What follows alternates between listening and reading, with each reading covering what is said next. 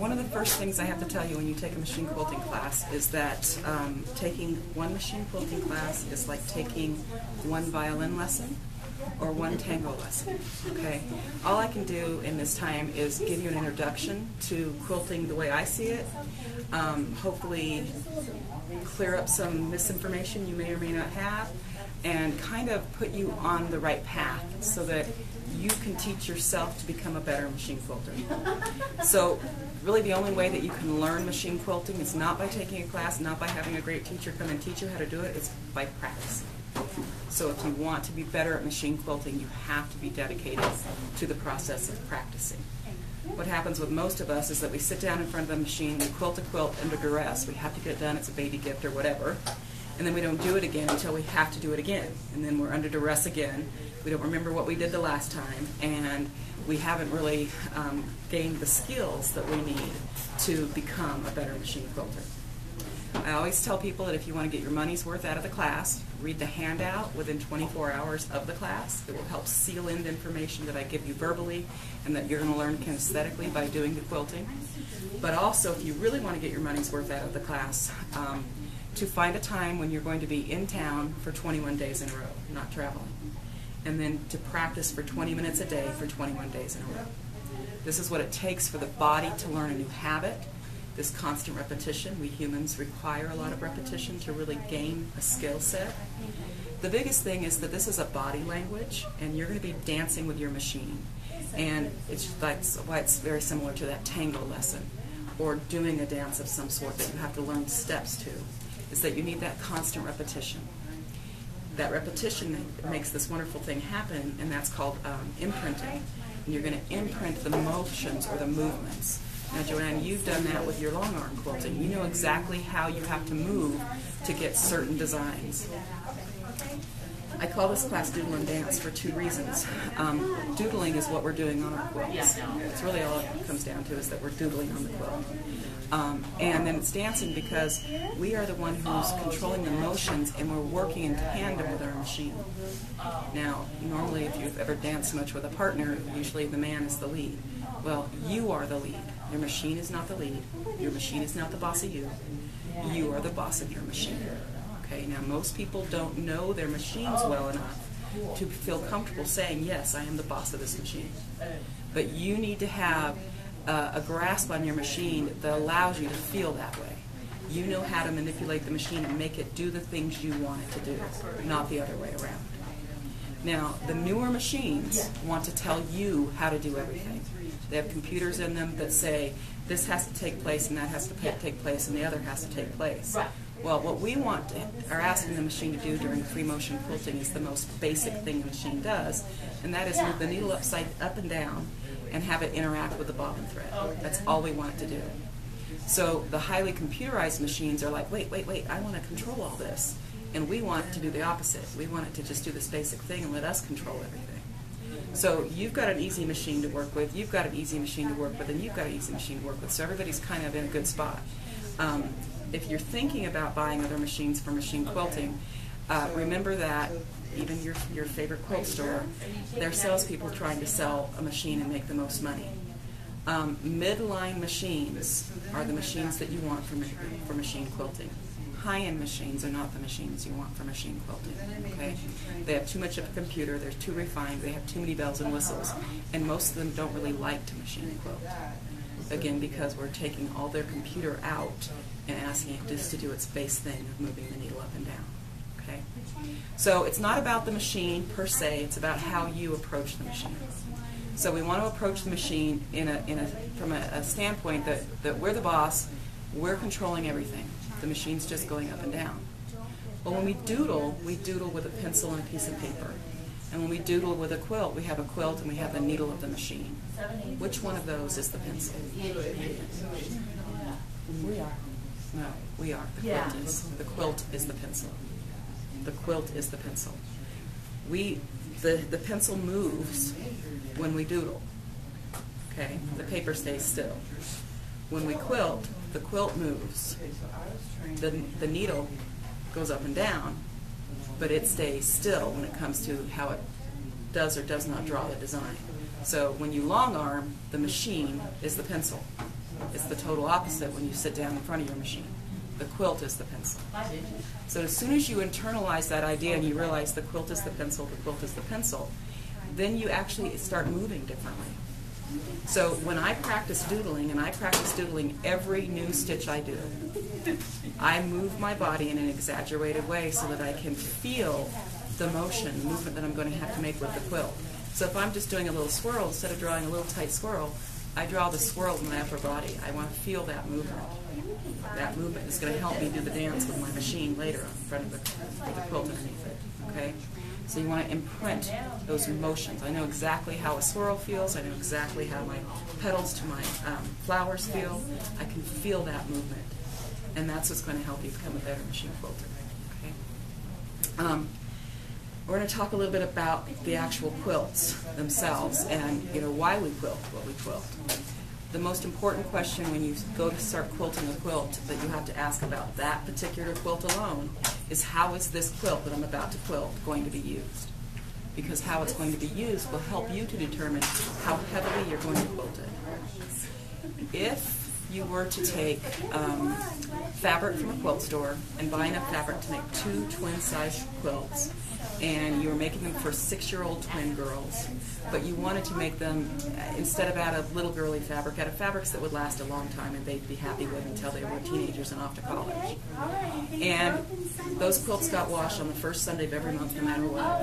And so they're basically used exactly the same. But one of them you quilted every ½ inch, and the other one you quilted approximately every 2 inches. The one that was quilted approximately every 2 inches is going to be done. The quilt is going to be finished by the time the girl's about 20. So it's going to last about 15 years or so. The one that's quilted every ½ inch, everything being equal, it's going to be able to be used throughout that woman's life and possibly passed down to her daughter. Okay, that's how big of a difference the quilting makes.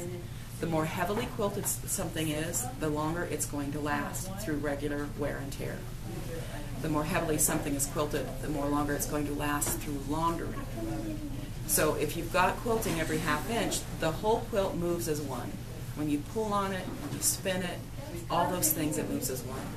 When the quilting is farther apart, you have portions of the quilt that are going to move and act independently. So when the top is acting independently from the batting in the back, it pulls on the stitch line. Or when the back's moving independently from the batting in the front, it pulls on the stitch line. And every time you pull on the stitch line, 2 things are happening. You're weakening the stitch so that it can pop, and you're pulling apart pieced fabrics. So these are the things that cause these quilts to fall apart. All right? So the more heavily something is going to be used, pulled on, laundered, tugged, loved on, the more heavily it needs to be quilted. Now, there's always that, you're giving it to your nephew, he's taking it off to college, he's going to do horrible things on it and with it, you don't want to think about it. You're just happy it lasts through his college years. That's a great one to give to the machine quilter, let her do a nice all over on it and call it a day. But it's those quilts that mean something a lot, mean something to you. You're going to do a quilt for your parents' 60th wedding anniversary or something, and when they pass away, you'd like to inherit it. And then, maybe when you get old, you might want to, pass it down to your daughter or something. Those are the quilts that rule of how heavily you quilt really, really matters. Okay, so I take every quilt on its own merit, what that quilt is going to be used for. I often err on the side of overuse. If it's going to leave my home, I'm going to assume that the person who gets it is an idiot. That they have no idea how to launder a quilt, and even if I gave them the instructions on how to do it, they're not going to follow it. Because that's pretty much what's going to happen. So I always tend to overquilt.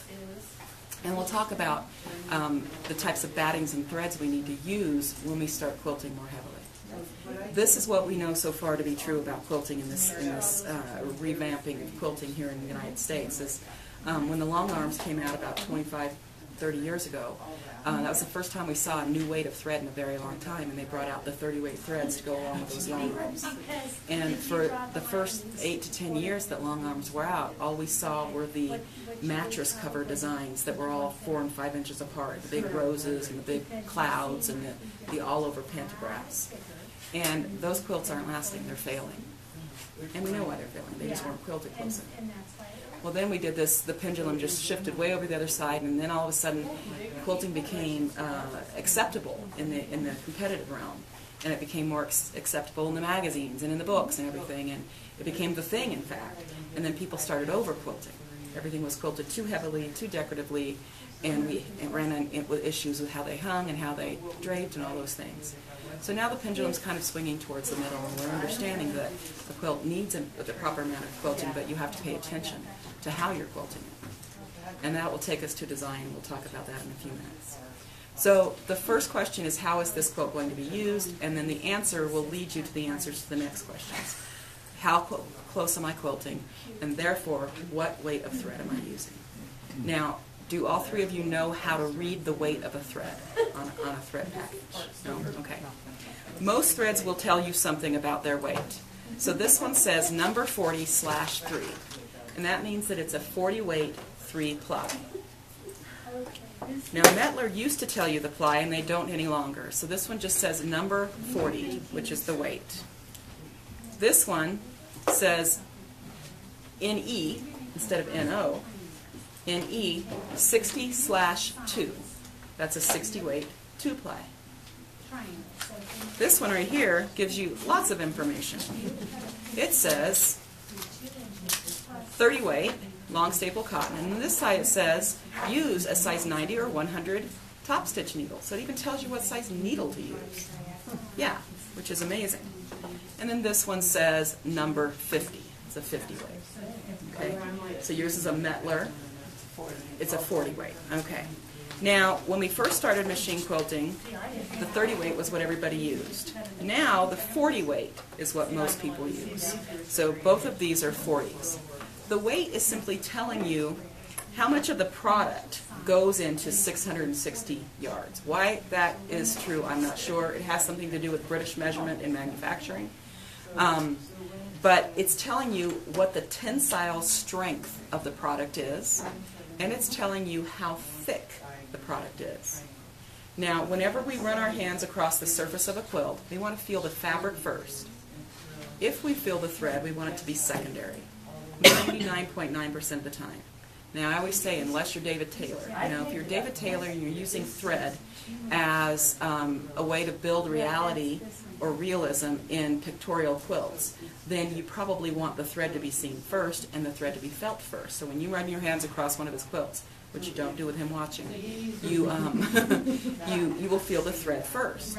And so he likes to use very heavyweight threads, very, very close together, to give the illusion of. But these are quilts that are for the wall. And there's a whole different ball game between wall quilts and quilts that are going to be used. So you need to keep the source in mind of where you get your information from. Also, if you've read quilting books that are more than, say, 8 years old, 5 to 8 years old, those were written back in the day when, and you wouldn't think that 5 years ago was back in the day, but it is, before we've learned some of the things we've learned now. There was a time when everybody said, as soon as you get your quilt basted together, quilt in the ditch to stabilize it. We can't do that now, because now we realize that we need more quilting than that will allow. And if we were to quilt in the ditch to stabilize it and then go back in and heavily quilt in some areas and not heavily quilt in others, we'd end up with lots of rumpling, puckers, and pleats. So we don't do that anymore. That was for far apart quilting. For close together quilting, we simply start in a middle area and move our way out. Okay, so no stabilizing in the ditch stuff, especially on a big, big quilt. All right? It'll get you in trouble in the long run.